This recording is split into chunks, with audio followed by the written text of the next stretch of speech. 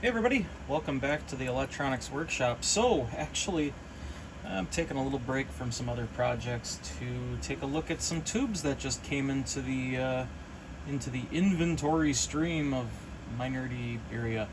So a friend of mine, Josh, had dropped off a few boxes of vacuum tubes that he had acquired, and a couple of them that were in there looked to be very, very interesting. These are the Eimac or Eimac, anyway, Eimac 250R. So the 250R is a diode, actually. It's a rectifier tube.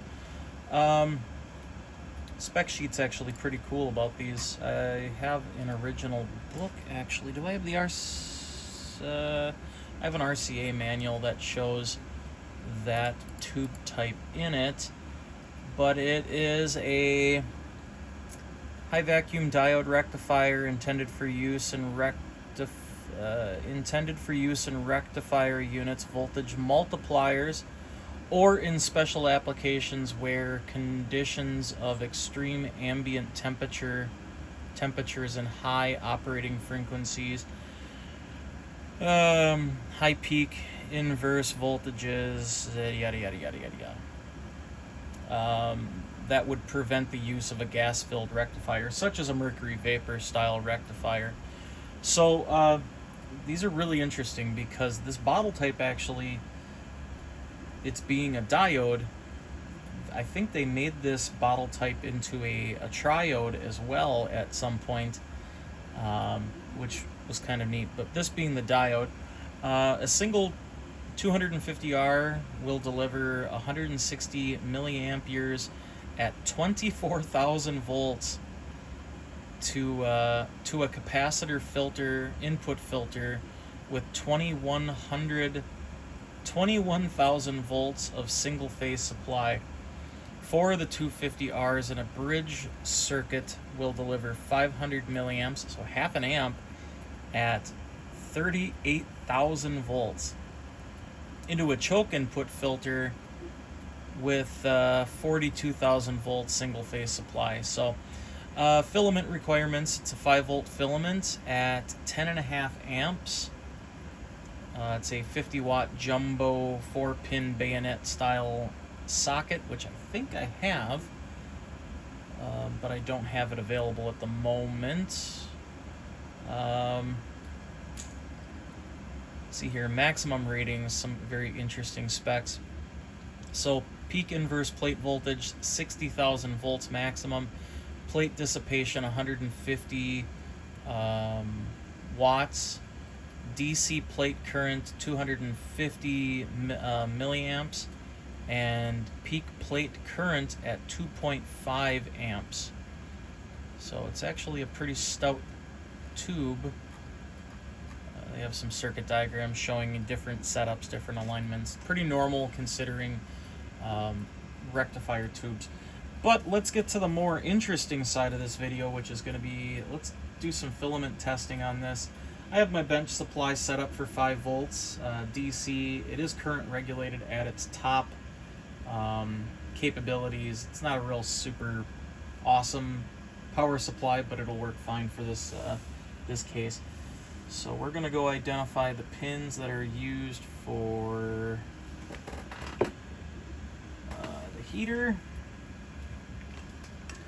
And let's go ahead and hook up the pins. Let's turn power off for the time being. Make sure it's good and secure.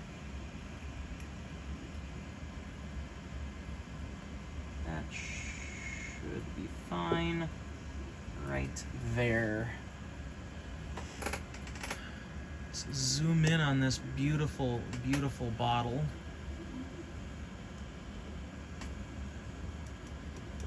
I'm not testing any of the plate functionality yet, mostly just heating it up and making sure the filament's good. So let's start with the current limiting on, and then we'll creep up. So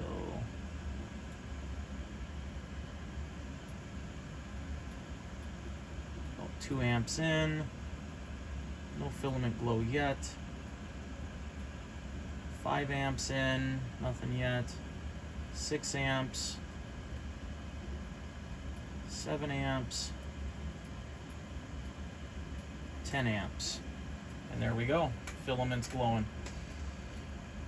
And we are dropping in amperage, which is good. That means the filaments are warming up and nothing's really screaming problems. So we're regulating nicely at about 4.99 volts. Current still dropping as the filament heats up, but boy, it is a pretty tube.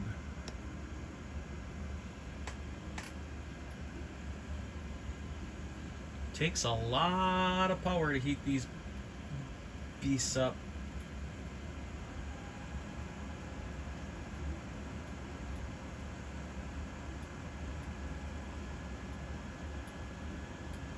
So it's got a good working filament, and honestly it doesn't look like it has a lot of use on it. There's no darkening, no shadowing. The plate looks to be in good shape, so definitely looks like it'll be a good functioning tube. Let's go ahead and turn it off. I'm not running any cooling on this, so I'm not going to run it for a long period of time. Set this off to the side. Make sure it doesn't fall over and break, because I'd rather not break it. Let's hook up this other one, see how this one looks. I might end up actually using these in a project in the near future. There we go, nothing shorting out. Turn on the power.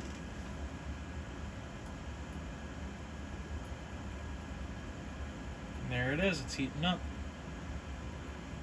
So this one's got a good working filament as well. So the way that these work, you put your voltage, your AC voltage into the plate, and so in this case it'd be a lot of voltage going into the plate. This would be mostly probably used in transmitter service for plate voltage for transmitting tubes. So you put your AC voltage into the plate, the top cap here, and then off of one of the pins on the heater, that's where you source your rectified voltage. So it would be half wave rectification in this case. So if you had 4 of them, you could do full wave rectification. With 2 of them, you can do, let's see here, trying to see, full wave center tapped rectifier. So you can do a reactor and some stuff to get that.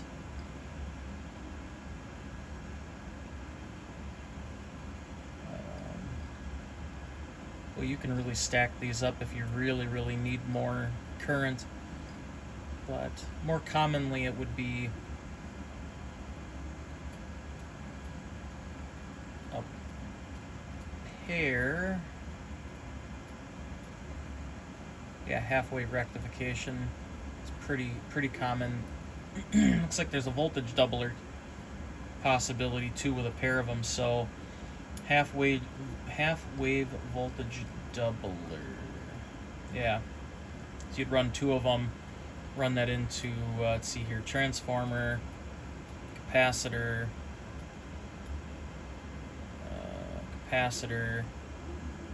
for taking out some of the noise. And then 2 of the tubes center tapping the plate into the filament, and then yeah, so you could get half-wave voltage doubler. Yeah, so kind of neat. Actually, would probably be how I would run these. Would be in a half-wave voltage doubler configuration, or just a simple half-wave rectifier, depending on what transformer I have available.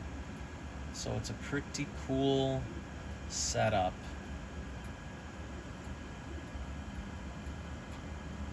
Looks like that requires, let's see, a filter, reactor. Where's the load?